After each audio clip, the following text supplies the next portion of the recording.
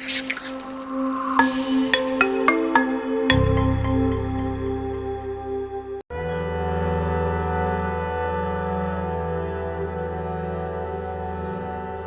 everyone.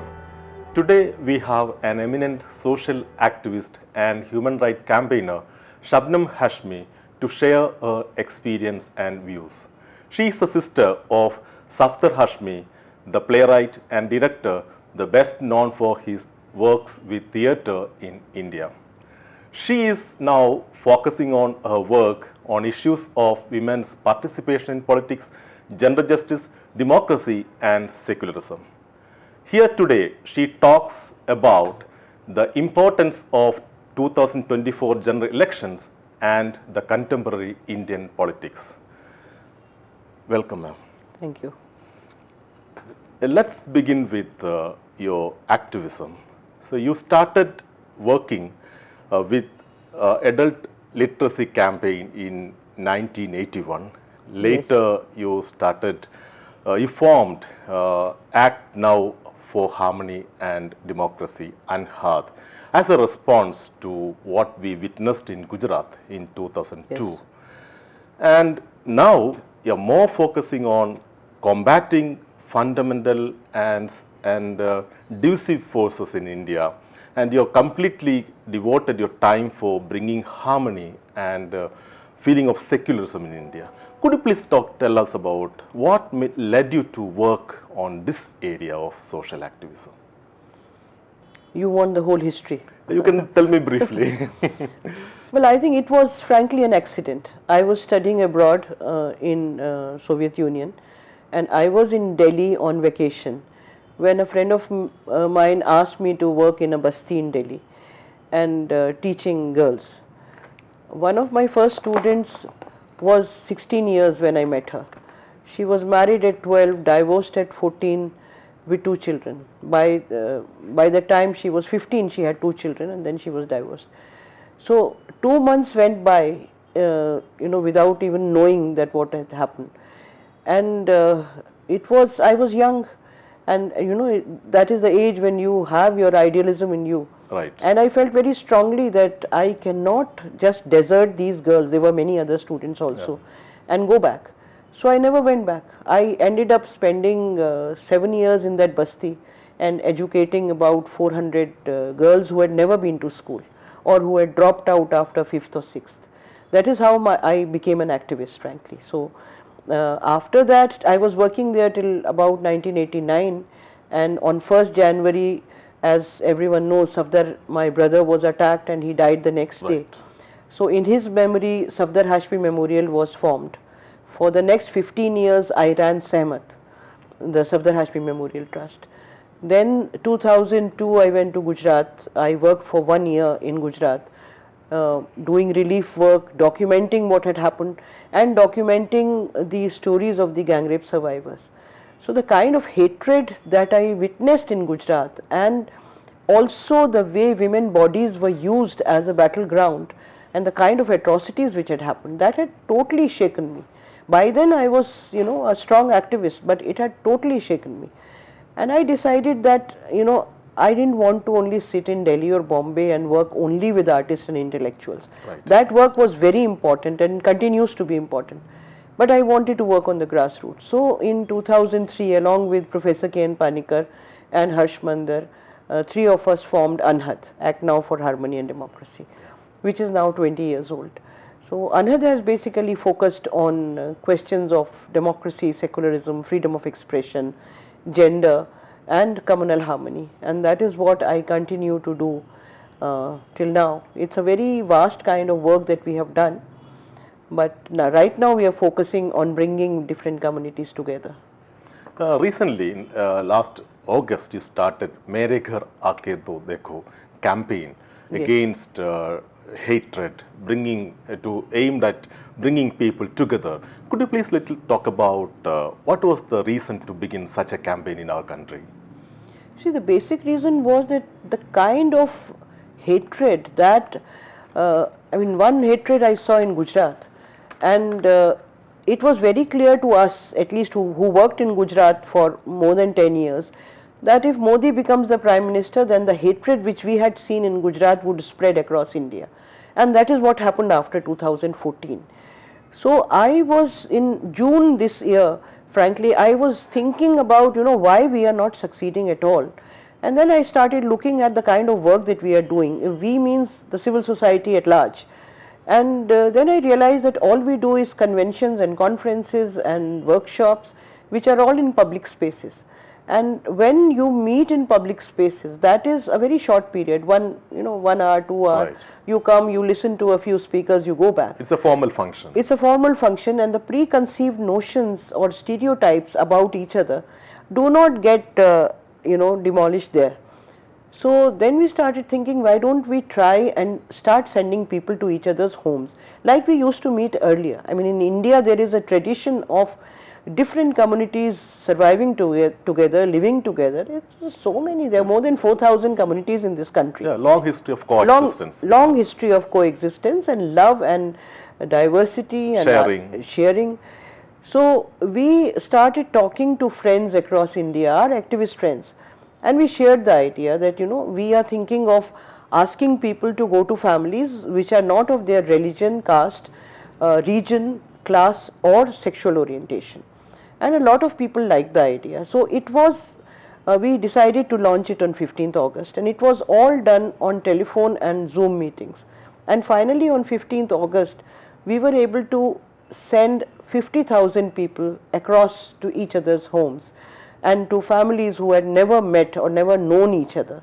So Hindus going to Muslim houses or Christian houses or Sikh houses, many people inviting people from the communities, from the LGBTQI communities to their home, upper caste going to the Dalit homes.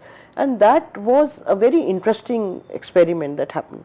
And it gave us a lot of courage, because in many places, especially the people from the Hindu community which went to Muslim households, they came out and said, we didn't find too many children or 2 wives or 4 wives, the kind of propaganda that is being done. And that was very important for us, because every single day on WhatsApp you will find that Muslims are producing so many children. But when you physically go, you meet a Muslim in a public meeting, you will not know her or his circumstances or life. But once you go to a Muslim's house or to a Christian's house, you realize that the reality is far from different from what is projected by the right-wing groups. Similarly, in last month in October, we had taken 25 people to Kashmir, to remote areas. Right. In the Lolab Valley, villages in the Lolab Valley, which is in Kupwara, which is a border district. And these 25 people, that all of them were new to me except 2. So 23 people were new to me whom I had never met. Nobody in Anhad had met them. And they, after spending 4 days in the villages, their idea about Kashmir totally changed, because their idea was what they hear from the national media. The national media talks only about militancy and terrorism. They do not show the ordinary life of an ordinary Kashmiri. Not everyone is a terrorist there, not everyone is involved in militancy. So these kind of interactions are bringing about a change. Of course, this is not something which is going to bring about a revolution. But even if we reach out to a lakh of people, I think it will have some effect on the perceptions. Kind of slow healing, where there are a lot of wounds of hatred. Yes, right? Definitely. Yeah. So let's come to the next election. So those who believe in democracy know that next General Assembly election is very crucial for India, because if NDA come to power, there is an apprehension that even our constitution will not be no more. So, and in the last 2 elections, we know that BJP or NDA could come to power because they could also gather substantial number of votes from OBCs, Dalits and even tribal communities. So, do you think that, realizing the fact that this government is anti-democratic, this government is decisive, this government is against the Constitution of India, it's time for these communities to realize the fact and try to do their level best to bring them down from the power in the next election? What is your comment about it? You see, that is 100% sure that if they come back to power, then our constitution won't be there. They have already prepared an alternate constitution Correct. based on Manusmriti and the kind of very regressive thoughts that ideology that they have.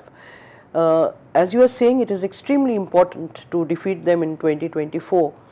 But whether saying that these communities should come together, I don't know whether these communities would come together or not, because RSS and Sangh Parivar has worked for over 3 decades to spread venom, to sow the seeds of hatred in the hearts and minds of the people. And that includes not only the upper caste Hindu, but that includes OBCs, that includes Dalits, and that also includes part of the minorities who support them. They are victims actually, right? They are victims, as well as they are now supporting the BJP for various reasons.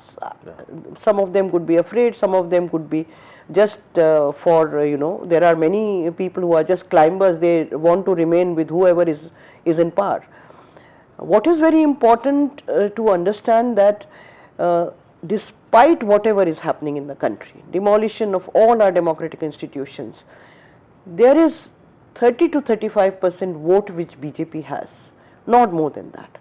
65% vote is still not with the BJP. But it's divided. It is divided. So what is very important is to give a 1-to-1 fight, what the new alliance India is trying. It is very important that India survives, that the India alliance survives, and they are able to fight on, if not all, then at least 350 to 400 seats where they give 1-to-1 fight to BJP. Because if there is only one united candidate against the BJP candidate, then there is no way that they can win, because then all the vote will be combined together. That is very important. It is very difficult to say whether they will survive or not, because this government is extremely vindictive and they are going to try everything to break India alliance. They are going to send ED and they are going to send CBI and NIA and everything, and file cases against leaders of different political parties. But it is important for political parties to understand that if India doesn't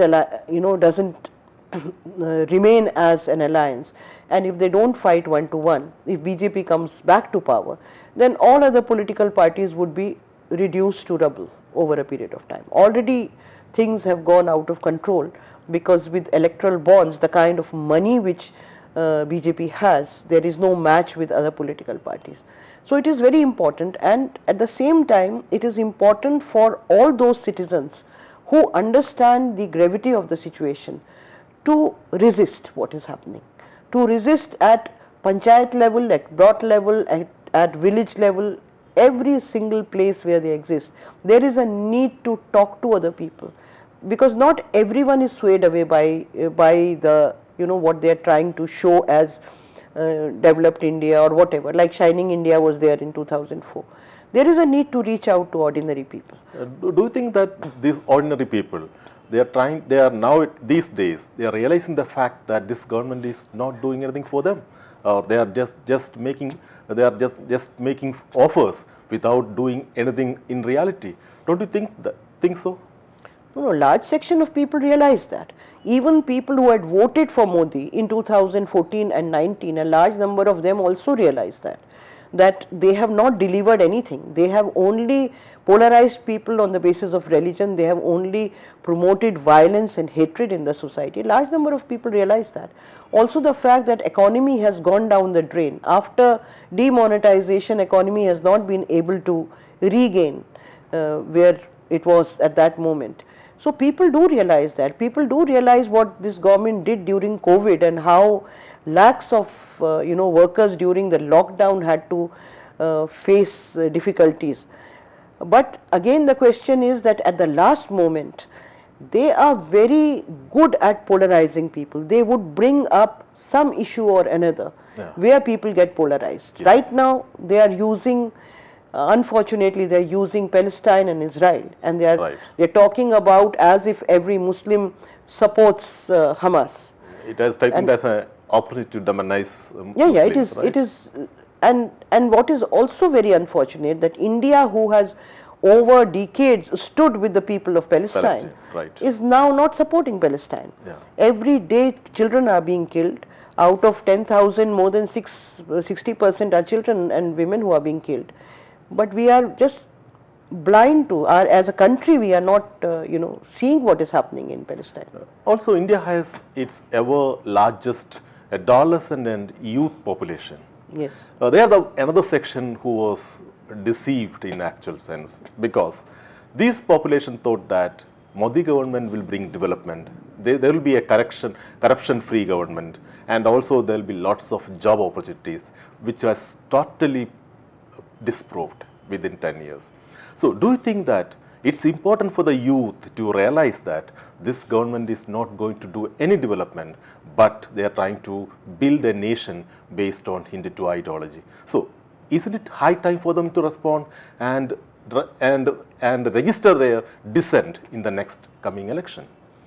That's very true, that the unemployment is at its highest ever in this country, and whatever this government had promised, they have not delivered. Youth are in an extremely bad situation now, because they have education but they have no jobs, and they are being misled by the right wing into, they are becoming Gorakshaks, they are becoming killers, they are becoming rapists. Some section of that, not all of course. There is a section which realizes what is happening, but again I think that nobody realizes on its own, because they are fed with one kind of information all the time.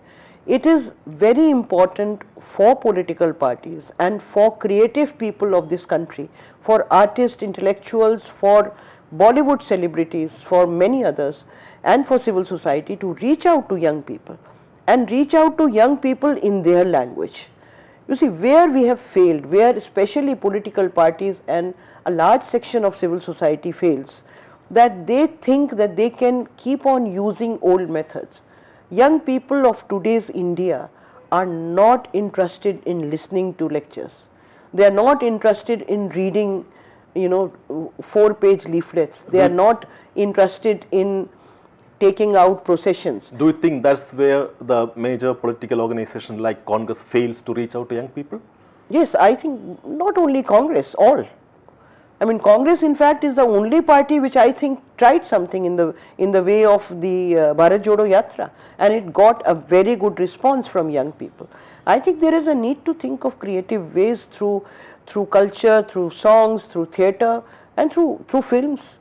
And I think in this series, films like Pathan and Jawan have played a role, because although I mean, I'm not saying that they are great films in terms of the story or the way they are made, but they deliver the message to young people. What you suggest is, age-old traditional method of campaign will not be successful to reach out to young people, and we need to try out creative, something constructive way of meeting and dealing with youth reaching out to young people. Also, this generation, their concentration level is very low.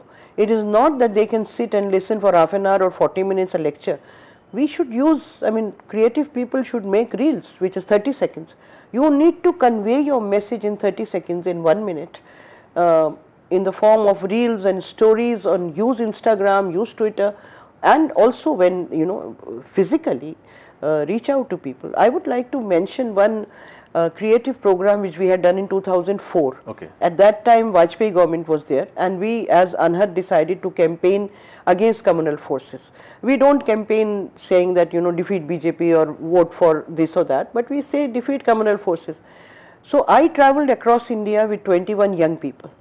They were in the age group of 17, 18 to 21, and young people addressed press conferences across India, and also they met a large number of youth groups. See, that one program had a deep impact. One, that it was covered across India, because it was for the first time that young people were addressing press conferences. Right.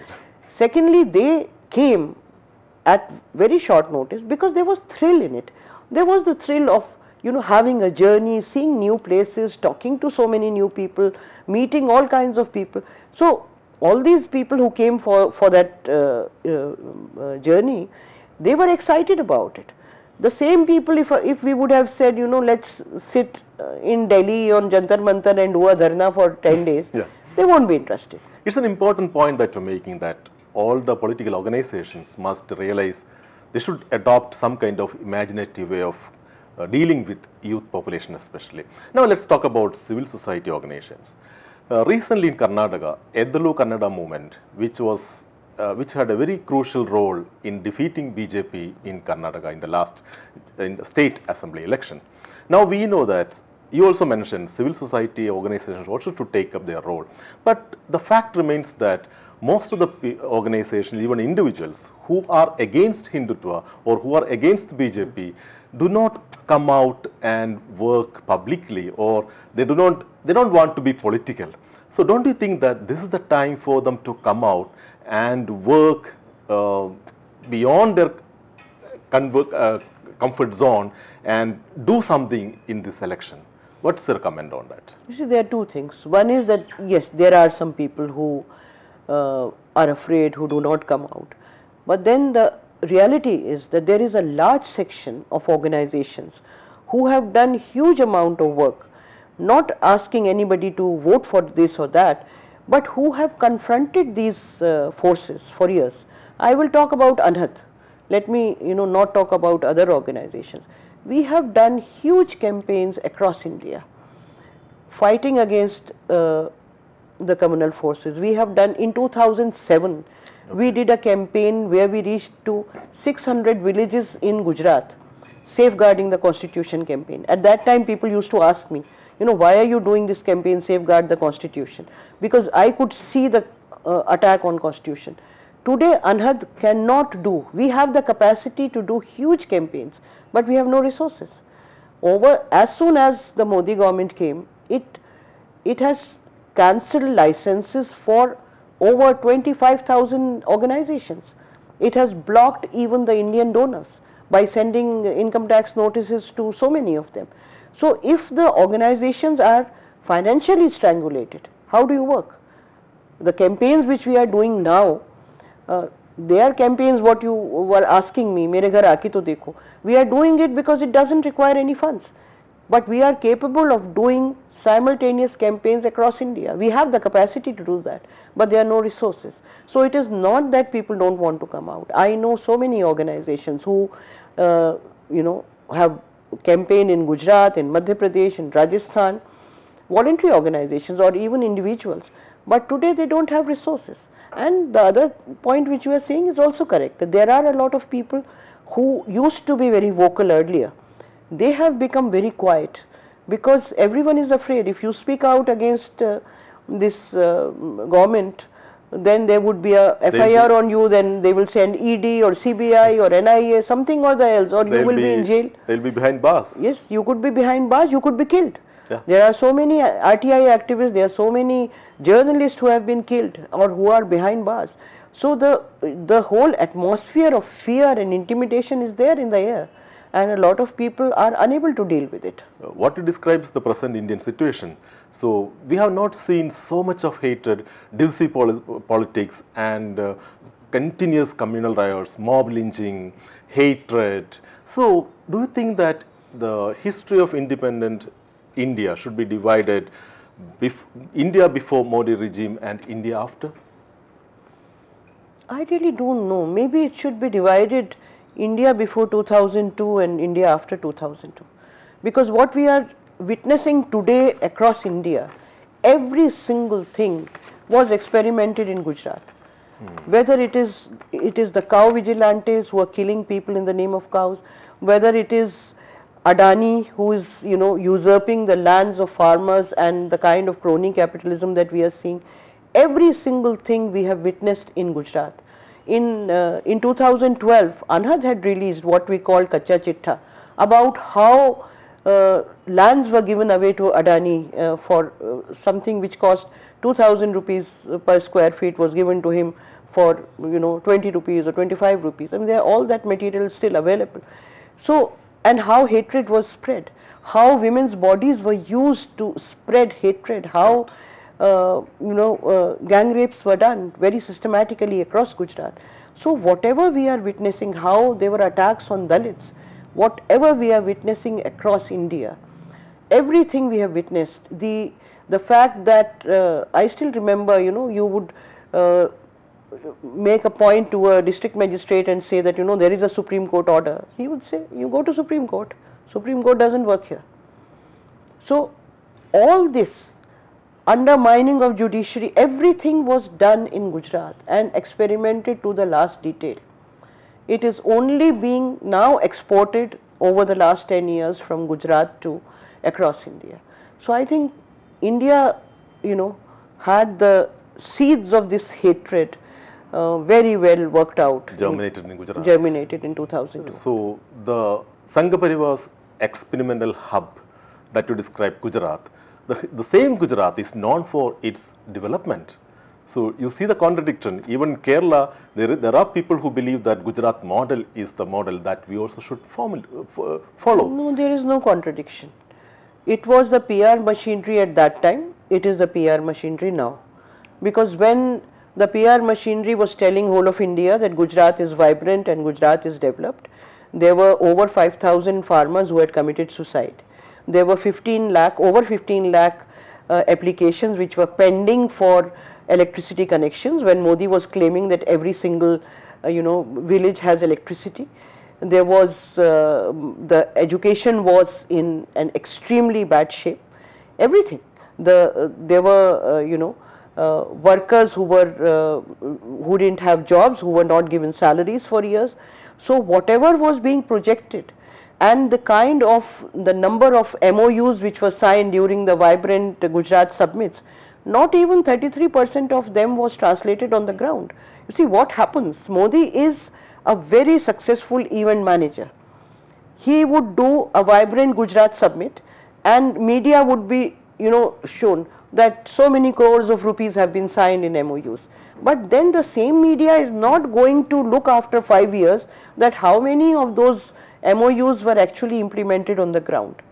So you announce things and then once you say beti bachao, beti padhao, but you realize it later that 66% of that budget has gone into advertising. And what has happened on the ground? We are seeing what is happening to women in India now. So Gujarat was never developed. Gujarat model was the model of spreading hatred and polarizing people. It was never a model of development. What you shared is a hard fact, but sad thing is even in Kerala, there are people who admire and believe that we should emulate Gujarat model. Okay, let's come to electoral bonds. Now the case is pending in Supreme Court, and we know that in the last 6 years, beginning from 2016 to 2022, 57% of total amount, almost 9,000 crores collected through electoral bonds is with BJP. So you know that the capital is power. So in that sense, in the next election, don't you think that having huge money in the hands will play a crucial role in the election, where there won't be a level playing field in the election area? Yeah, there is no level playing field, because the kind of money that BJP is getting is humongous, and it is very sad that in the Supreme Court, the Attorney General says that the people of India cannot question from where this money is coming. RTI is not applicable, nothing is applicable on it. And it's a known fact now that BJP has thousands of crores of rupees, where as compared to other political parties, it has a lot more money. But I also want to add that, this country fought the British Empire where the sun never set. And at that time, India was very poor. British had totally, made it totally, they had taken away all the wealth. And they were looting India, left, right and center. And people who had nothing but a willpower fought against the British and threw them out. This country fought against emergency and threw out Indira Gandhi. Indira Gandhi had done a lot for the country. She had nationalized banks, she has done so much of development, she has done a lot of things for this country. But emergency was not acceptable to the people of India. if ordinary people of India today decide that they do not want this regime, then no money power can defeat the people of India. It is the ordinary citizens of this country who have the power to throw them out, money or no money. But at the same time, we have seen what happened the last election. So there was a feeling that the Modi regime won't come to power again. But what happened is, after Pulwama attack, the Balakot attack, everything changed. Now there are a large section of people who feel that this kind of event can happen in the next election also, and the last minute gimmick can change everything. Maybe in terms of announcement of series of freebies, maybe a communal riot, maybe something which even we can't imagine. So don't you think that also can change the story completely at the last moment?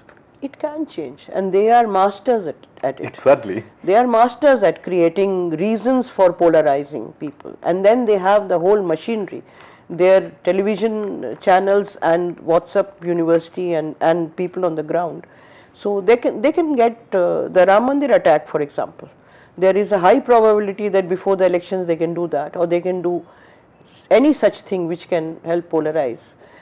Yes, it's very difficult to say, and it's a very difficult battle. It's an extremely difficult battle. When I am talking of defeating the British or defeating emergency, at that time the people of India were united. They were, of course, still there was this Muslim League and there was Hindu Mahasabha, but they were in minority. Today 30% of people are supporting this divisive politics, this hatred, which is a huge number. So the only way out is, as I said, that one, that India alliance should survive, and secondly, every citizen who believes in the idea of India, which is plural, which is diverse, who believes in humanity and secularism and democracy, must resist and must come forward to defeat these forces. Only then they can be defeated. Maybe Indian independence, maybe we could have postponed for one more year, but in democratic India cannot have a one more term NDA rule in India. That's the hard fact. So it is a hard fact. Yeah. There is no doubt about it. It's a hard fact. If they come back again, then you and I won't be sitting here and talking. Exactly. That's very clear. Yeah. So next come to our Women's Reservation Bill 2023. So there is a critique that this reservation will not be beneficial for lower class people like OBCs, Dalits, where there is no particular reservation for them, and it will be only benefiting the urban or middle class women. So do you think that it's very dangerous where these sections of women won't be getting an opportunity to raise their voice in the electoral politics? You see, one is that there is no reservation bill. It's a big myth, because this reservation bill will come into existence once the census is done, after that delimitation is done, only after that. So that can be after 10 or 15 years. So yeah. One is that they have just used it as a jumla and a junjuna to tell women that we are giving you. Second thing is debatable. Some people believe in what you are saying. Other people say that when men are elected, then these questions are not raised. Within the women's reservation bill, the reservation for SC/ST is there. That is there. I mean, so that reservation is going to remain. The other reservation on the on religious basis, the reason why it did not get passed in 2010 was that some political parties had raised those objections. So if you ask me, I am for reservation for the marginalized sections, but even if that is not happening, as a first step, if there was a reservation bill, I would welcome that, because there would be some beginning somewhere, and then other things could be looked into. Do you think that the present debate on caste census will bring some kind of qualitative change in the Indian politics? Definitely. One is that it is very important, because as all of us know that the percentage of OBCs, percentage of Dalits, percentage of tribals, it is huge, and when you look at their representation in at the policy level, or even in politics, direct politics, it is minuscule. So it is very important that the country knows which caste or which section has how many representatives in the population, and they get proportional representation at the policy level. They should be able to control the money which is going and which is being spent, because you can't have a situation where your topmost positions, whether it is in media or judiciary or bureaucracy, there are only upper caste men and mainly men sitting there. Representation of women is as important, but representation of Dalit communities, of tribal communities, of OBCs, and also of minorities is important, because minorities are also almost absent from all these areas. So next, let me talk about, before we conclude this talk, about the present pathetic situation of Muslim communities. When something wrong happens in the community, if that person belongs to Muslim, so the whole community is supposed to hold its burden. So we have heard of even Hindutva forces, Bajrang Dal and Abhinav Bharat have series of cases against them registered in different states, but they are not called terrorist organizations, or saffron terrorism is not discussed and debated, but we know that Muslims are termed as terrorists, or there is a series of attempts to demonize them. So what do you think, how we can defend this thing, that so we can't blame the whole community? For example, if it happens in Hindu community, they are terming it as some fringe elements played some role and they are the culprits. But if it happens in Muslim community, the whole community is branded as terrorists. So how we can really work against this? It's not easy, because this is not happening only in India. Islamophobia is happening at an international level and is being propagated at an international level. See, if we look at Afghanistan and the Taliban, which are of course the most dreaded militants probably, they were funded by US, yes. They were created by US, but then they have been created. And when there is, after Soviet Union fell, till Soviet Union was there, the Cold War between the US and the Soviet Union, you had, your main enemy was Soviet Union. Yeah. Once it fell, there was a need to create an enemy, and Muslims have been created as an enemy. Yeah. So it is not an easy task at all to to counter this narrative. It's not easy at all. But that doesn't mean that one should not keep on trying and exposing. As you said, that there have been many attacks, terrorist attacks, where Abhinav Bharat or Sanatan Sanstha or other organizations have been named. Unfortunately, what happened that I would say, using 2611, Hemant Karkare was bumped off. Yes. Exactly. Because Hemant Karkare had reached the bottom of the Sangh terror network. Yeah. There was enough evidence available. The Nanded bomb blast, which happened in 2006, before that there were many other bomb blasts which had happened. Samjod Express. Yes. The Parbhani bomb blast had happened in 2002, if I am not mistaken. But Nanded bomb blast gave hardcore evidence, because bombs were being made in the house of a pracharak. And bomb blast happened. It was not supposed to happen, but when they were making bombs, and two boys of Bajrang Dal were killed, and that came out. Similarly, many other bomb blasts came out where Sangh was involved. Revelation of Asimananda. Yes, Asimananda or Pragya Thakur. But as you are saying that the domination of the right-wing, Hindu right-wing is so much that any such thing which happens is just pushed under the carpet. And even the other political parties, you see, the thing is that I think if anyone has done a public convention on Sangh terror network, that's Anhat. And there are a few people like Tista, like Ram Punyani, like Suresh Khairnar, who is based in Nagpur, or Amit Sen Gupta, who was a journalist, who is still a journalist, yeah.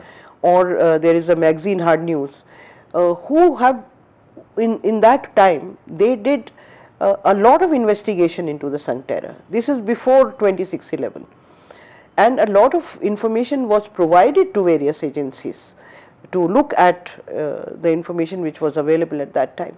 But unfortunately, with Hemant Karkare gone and with also UPA gone, not that UPA looked at it very seriously.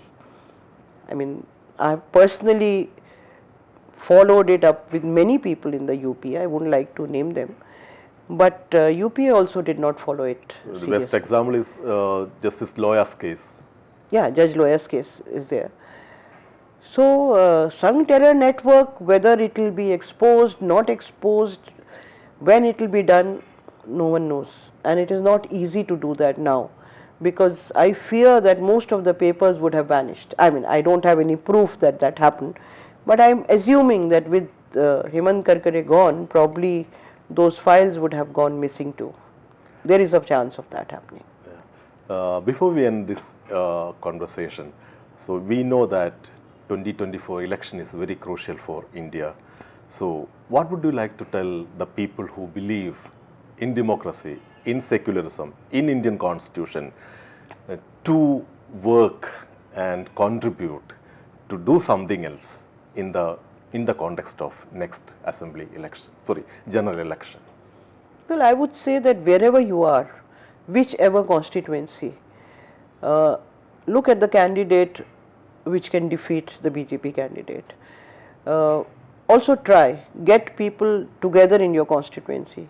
Go to all political parties. Tell them you want them to fight together. Put that pressure on them so that India alliance doesn't collapse. That is one thing which can be done. Campaign, expose what is happening in the country. Try and bring the communities together in your constituency, like Mere Ghar Aake To Dekho. If you can bring 2,000, 5,000 people to visit each other's homes, to know that, you know, they are people like us against whom we are being forced to hate. Whatever is possible, do in your constituencies, and also speak up. Don't be afraid. Yes, there are consequences. You can be attacked, you can be killed, you can be jailed. But then if they come back to power, then anyway that is going to happen to all of us. So I would say, let's not die as cowards. If we have to die, let's die fighting. And if we fight, then there is a chance that we will defeat them.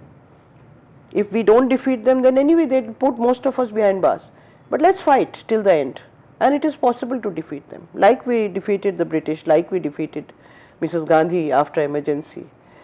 So I'm very hopeful. If people of this country decide to defeat these fascist forces, they can defeat them. Thank you very much for your brave words. Most welcome.